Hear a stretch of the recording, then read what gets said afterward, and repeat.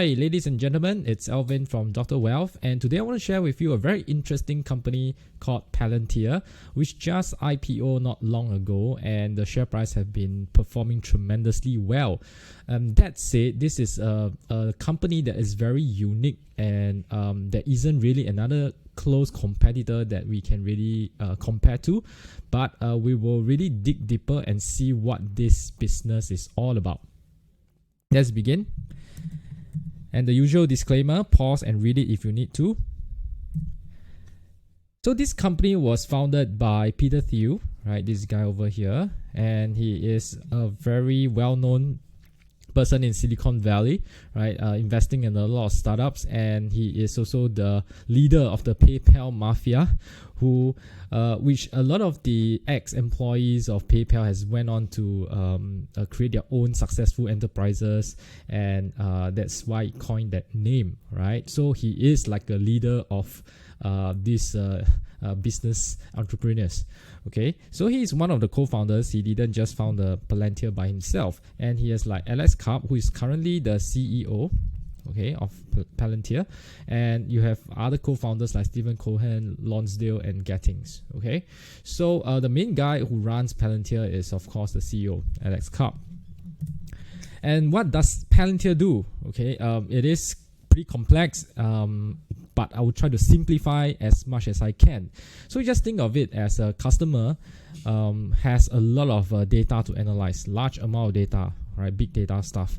And it's almost impossible for any human being to link up and synthesize the information from various sources. So that's where Palantir comes in to provide the software with all the artificial intelligence and the machine learning to help process the data and find anomalies in the data set, etc., right? And then highlight it to the human user.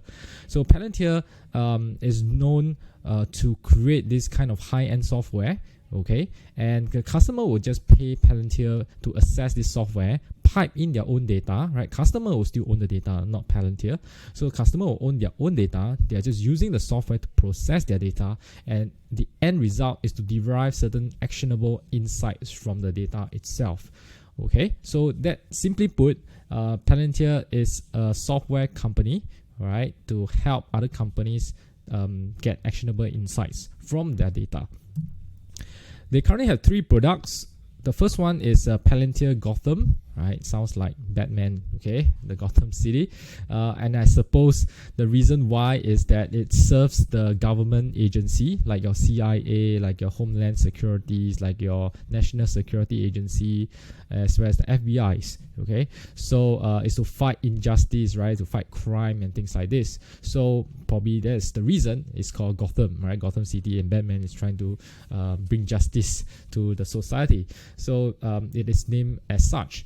And Palantir Foundry is more for commercial companies, like your Merck has gone on board, Airbus, which is the commercial airliner manufacturer, Ferrari, the race car, Chrysler, and automobile company, as well as BP, which is in the oil and gas industry. So Palantir has both government as well as a commercial clients. And then the third product is Apollo, but I would say that it's not really a product, but more like to help deliver the services under Gotham and Foundry. Okay, so let me explain a little bit more. So Gotham was, of course, the first product that they created was Gotham, right? 10 over years ago. That's where it's more like an on-premise kind of service, right? Because when you work with a government agency, the data is very important. You cannot just port it to the internet or onto the cloud. It's just too sensitive for that to happen. And they would rather hold their own server and even have a physical security, right? To lock up the place and have security guarding the place, right? Not just on the cybersecurity side, but physical security as well. So probably Palantir guys have to go down to the facilities to install all these programs, and then whenever there's an upgrade, they need to go down again to do that installations. So it started off as an on-premise kind of software, and thereafter when they created the Foundry, okay, then they realized that they can serve it through the cloud, right, via their Apollo kind of interface. Okay, so that is it's a kind of delivery such that it's easy. It doesn't need to go down to the client's premises to install the update. They can just do it virtually via the cloud, and then the clients and their software will be updated accordingly. Okay, so that's what Apollo is actually this cloud delivery kind of service. And fast forward to today, they have also have a different kind of a version that's running, right? Depending on probably the sensitivity of the data and how secure the customer wants it to be, right? But they can also offer something intermediate where Apollo can still provide an update to their servers at the client side if they need to. Okay, so the options or the delivery has increased, right, as Palantir expanded their customer base. The revenue looks something like this. 56% of the revenue as of third quarter is government projects, and then another 44%. So it's as good as half, right? About half. Okay, and the growth in the revenue compared to last quarter, the third quarter last year, is a 52% increase in the revenue. So we can say that Palantir is fast growing, right? At 50% is considered fast growing for many enterprises. All right, and there's high customer concentration. As of 30 September, they only have 132 customers, and they almost pay a good $300 million in a quarter, which is almost which is more than $1 billion, right? More than $1 billion in a year.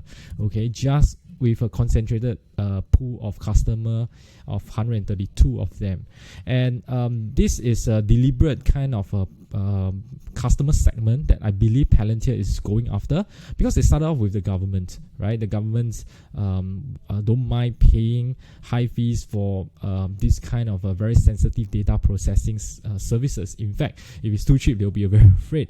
Okay, so they are known to attract this kind of high profile customers, and when they went on to the commercial side, they also decided to go for the bigger customers. Okay, so they really focus on delivering the high end and top of the class big data software for those who can afford it. And this exclusivity has its meaning, right? Because if everybody has it, then there is no edge for those who have this Palantir software. So Palantir definitely wants to be a lot more exclusive in this, and that's why they can increase the prices as well. And that widens the gap between the haves and the have-nots. So it's almost like you pay top dollars, but I'm going to make sure that you will win over your competitors. Okay, so that is a very strong value proposition for their customers who can afford Palantir's services. And Palantir is also known to have very strong stance in certain political views, right? For example, in their prospectus, they have specifically, explicitly mentioned that, quote, "We do not work with the Chinese Communist Party and have chosen not to host our platforms in China, which may limit our growth prospects." Okay, so you can see they really stand on one side and are very firm on their views. They say they are not going to do business with China, right, with the Chinese Communist Party. Okay, so they do follow what they stand for, and in their business practices as well, right? So this is the Palantir CEO Alex Karp. In an interview early this year, he said that the core mission of our company was always to make the West, especially America, the strongest in the world for the sake of global peace and prosperity. So they do have a political view, and they do want the West to continue to have that supremacy over the rest of the world, right? And they created this company just to make sure that it happens, okay? And they want to create the best AI big data companies to aid the government to maintain their supremacy, right? I quote again what Alex Karp said: "The country with the most important AI and the most powerful AI will determine the rules. The country should be us or a Western country," us referring to America. So you can see their stance is very strong, and they also created this company to really to enable certain political agenda, which a lot of the tech companies, on the other hand, would try to stay away from being too political about in their business activities. Okay, Palantir is not without a lot of those kind of high profile involvements in the past and controversial in certain cases. So Palantir software were known, okay, or were suspected to have been involved in locating Osama bin Laden, right?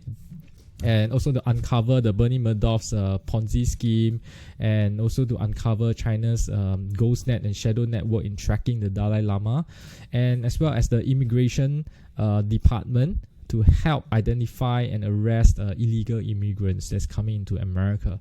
And a good side is that this year, because of COVID-19, it has also helped government like the Colombian government to manage the COVID situation a lot better, right, in terms of seeing where the spread is and try to contain it, right? So Palantir has a lot of all these high value, high profile projects that other companies could only dream of, right?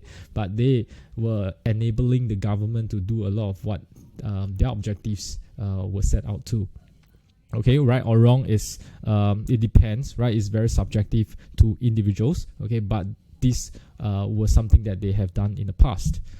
And in terms of growth potential, in the prospectus, they did mention that they estimated the total addressable market to be about $119 billion. Okay. And that is for both commercial and government sector. Okay, and currently there's 54% of the revenue that come from the US and 46% that come from abroad. So it's not just half for commercial and government, it's also about half within the US and outside of the US. Okay, and as of now, their 2020 revenue guidance for the whole year, they are going to cross $1 billion revenue this year. Okay, and that will be a 44% growth rate compared to the revenue last year. So comparing 1 billion to 119 billion total addressable market, it does suggest that there are a lot of growth potential. But of course, Palantir is not going to just be the only company that will get this 119 billion market. There will be other competitors, but I believe that the competitors will mainly come from the commercial side, but not the government. Okay, I think Palantir has a very, very strong relationship with the government, especially the government in the West, okay, US. So that is not easy for any other company to just come in and take over their market share.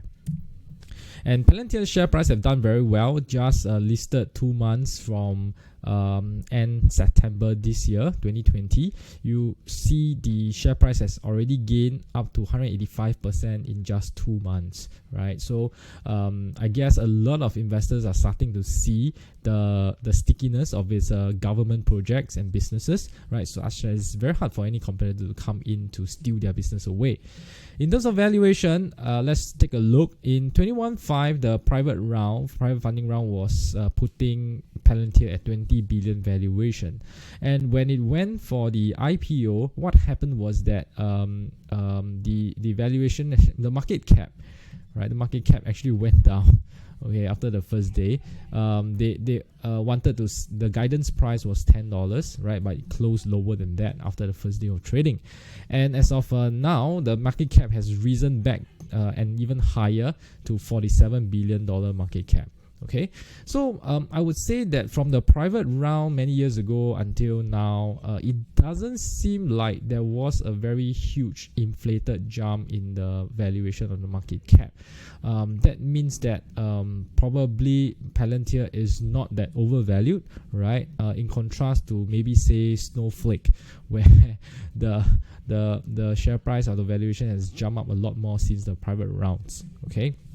So I try to find out Palantir's competitors, and I don't think there are close competitors for the Palantir Gotham product, okay, which is with the government, right? So I think this is the strongest point on Palantir's business. Okay, in terms of the competitors for the Foundry, right, which is their commercial product, right, there are potential some competitors, but I do think that they are not clear direct competitors. Maybe they have some overlap, like Alteris, okay, is one of it, and IBM, right? But IBM has many segments, business segments, and this kind of big data analytics services is just really a slice of their operations. So it is hard to find an exact competitor in this area, and I do see some competitive advantages that I can identify for Palantir. They probably attract the best engineers that really want to work on these kind of very important projects, and they try to attract people based on their mission, right, and their values alignment, that is to help the West maintain their supremacy, okay, using technology to do so, right? So these are very strong stance, and you will tend to attract those people that actually go beyond the monetary reward, and some of these people can be very talented because of these alignments, right? So I do think that this is a very key competitive advantage, and with the best engineers, they can really produce the top of the class kind of big data software for their customers.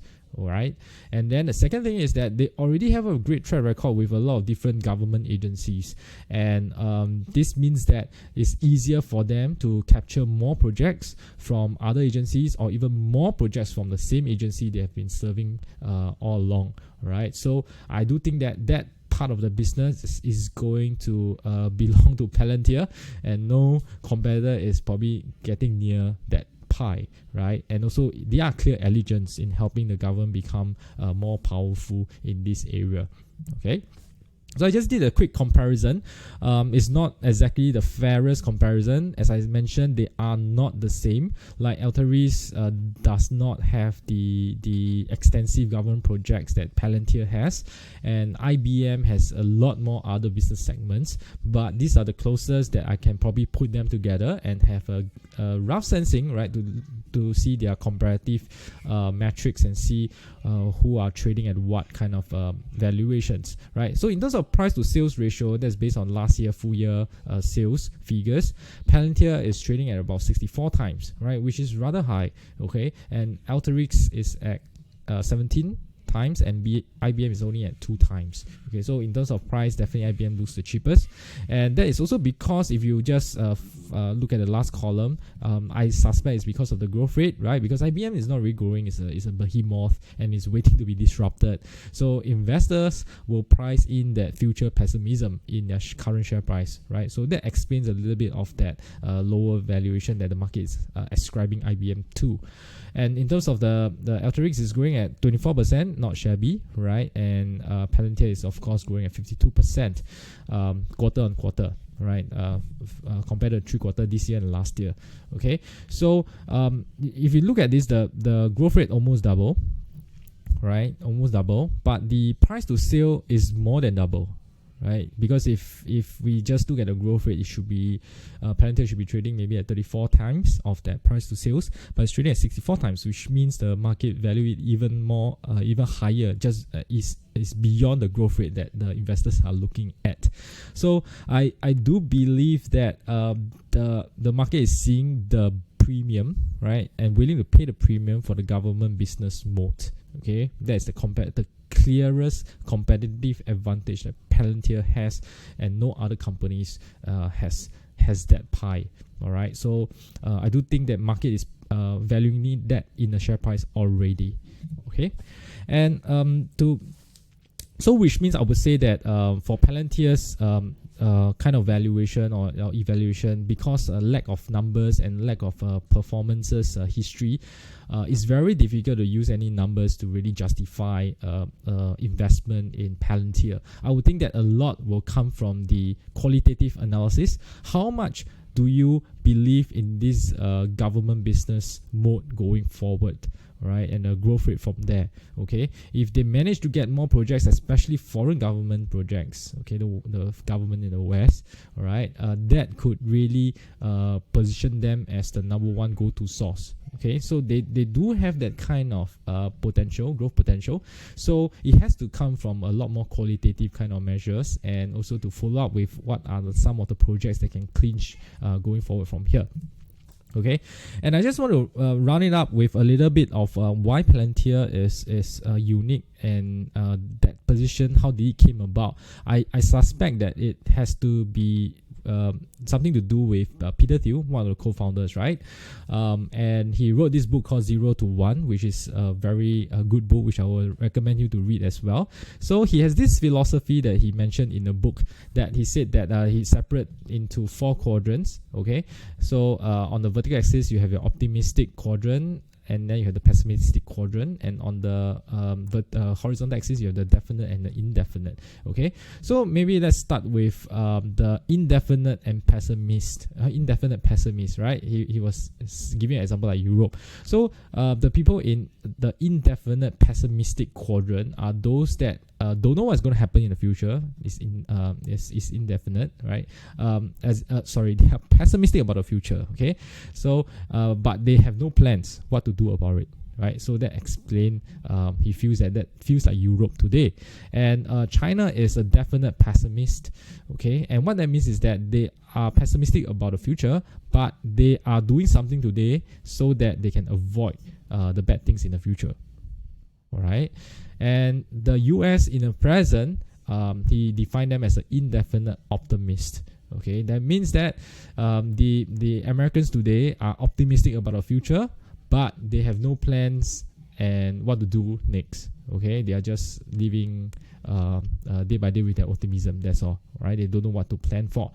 Then he said that the older US is a definite optimist. That means they're optimistic about future and they have plans to make sure that it's going to happen and it's going to be optimistic. So I think that is where Palantir is trying to position themselves, right? To help the government, especially the American government, to have definite plans and to create a more optimistic future in the in years to come, right? And not just leave things to chance like an indefinite optimist. Okay, so I do think that there is certain philosophy that Peter Thiel has transferred into this Palantir. And last but not least, right? This is Warren Buffett, and in 2020, Berkshire Hathaway AGM, right? He said this, right? Never bet against America. Okay, so why I put this out is because if you invest in Palantirs, because of their very strong stance in politics, they want to really make America great again, to gain that supremacy going forward in the future with technology, right? So it is itself, if you invest in Palantir, you believe that you should never bet against America, right? So you probably investing in Palantir would bring out that political inclination in you as well. All right, so whether you invest or not, let me know, okay, whether this was useful for you to understand Palantirs better.